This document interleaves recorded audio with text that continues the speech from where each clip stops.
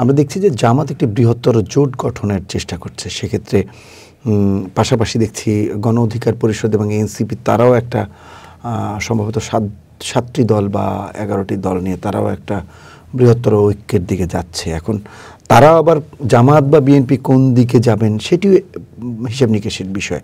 সব কিছু নির্ভর করছে আসন কেন্দ্রিক ভাগবটরা আমি বলবো না, আসন কেন্দ্রিক কে কোথায় কোন আসনে নির্বাচন করবেন, জামাতের সমর্থনকে প্রত্যাশা করছেন কিংবা বিএনপি সমর্থনকারা প্রত্যাশা করছেন, যার যেখানে হিসেব নিকেশ মিলবে সে সেখানে হয়তো যাবেন। এমন প্রেক্ষাপটে জামাতের যে জোটটি হচ্ছে, জামাত ইঙ্গিত দিচ্ছে বারবার একটি বড় জোটের দিকে যাচ্ছে। এটি কি বিএনপির জন্য মাথা ব্যথার কারণ হবে বা চ্যালেঞ্জ হবে কিনা বিএনপির জন্য আগামী জাতীয় নির্বাচনে? না, নির্বাচন আসলেই দলগুলো একটা জোট গঠন করবে বা এককভাবে নির্বাচন করবে, এটাই তো ডেমোক্রেসির একটা বিউটি।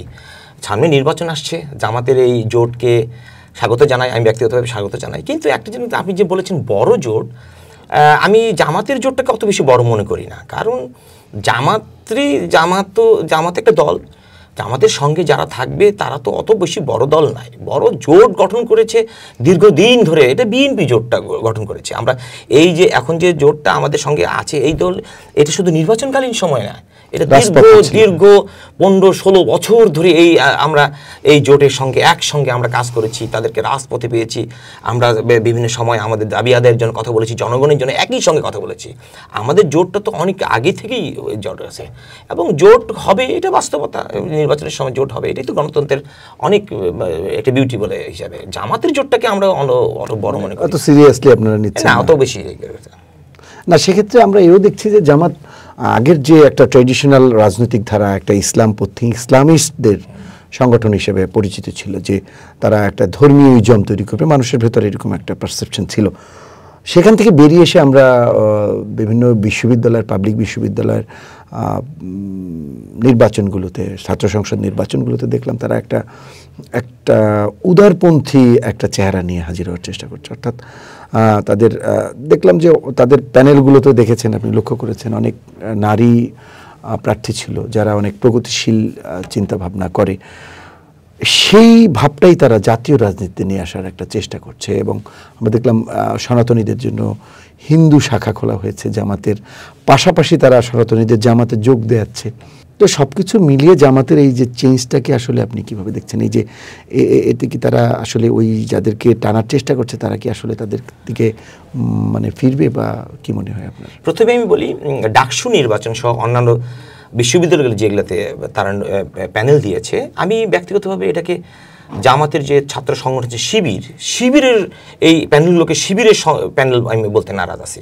কারণ তারা একটা ভিন্ন আঙ্গিকে ভিন্নভাবে একটা জোট গঠন করে, ছাত্রদের জোট গঠন করে এখানে নির্বাচন করেছে। সেটাকে শিবিরের প্যানেল আমি বলতে চাই না। কিন্তু আপনি আরেকটা জিনিস বললেন যে এরকম বাংলাদেশের প্রেক্ষাপটে জামাত ইসলাম যে এরকম চিরাচরিত যে তাদের রাজনীতি সেখান থেকে বেরিয়ে আসার চেষ্টা করছে, এটা অবশ্যই আমি সাধুবাদ জানাই যে জামাত একটা মৌলবাদী সংগঠন।